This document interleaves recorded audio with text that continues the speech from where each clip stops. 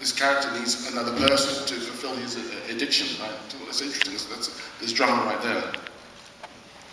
And now we'll open it up to the floor. Are there any questions? Yes, right here. I was wondering if before long takes, if you do any rehearsal or lots of rehearsal, and then also if you ever get behind the camera yourself. The question is about, before you do long takes, do you do rehearsals, do you rehearse a lot, and whether or not you get in front of the camera yourself? Is that behind the camera? It's kind of very difficult. I mean, we plan things out, and what happens is, you know, I sort of see what Mike wants to do, what Sean wants to do, and then we sort of work together on it, really. So it's kind of it's the rehearsal, but it's not rehearsal, because again, Mike might want to go left, we have to go left. You know, Nicole might want to go right, we have to go right. So it's loose. It has to be loose in order to sort of work with actors. I'm not interested in choreographic sort of, you know hand here, arm there, all kind of nonsense. You know, you hire actors because they're geniuses and they can do a great job. So you follow them and see what they do, and you pick up. And then obviously the cinematographer, Sean Robert, who has been working for 10 years, he has a sort of instinctive idea of how to do that.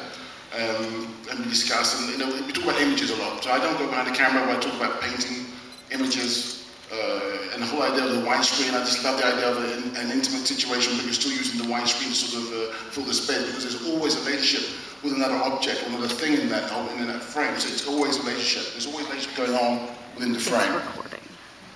Any other questions? Yes, over here. Hi, Michael. Hi.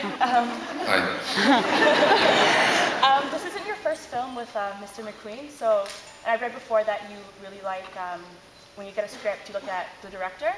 So, like, what is it about him that draws you to his work all the time? The question is, what draws you, Michael, to Steve McQueen's work? He's a handsome man. Well, it was like, you know, the first time I met him, really, I just sort of realized that there was somebody sort of special sitting in front of me, somebody who had sort of real empathy, somebody who really loved human beings and liked asking questions about, you know, why we're here and how we relate to each other and how we relate to ourselves.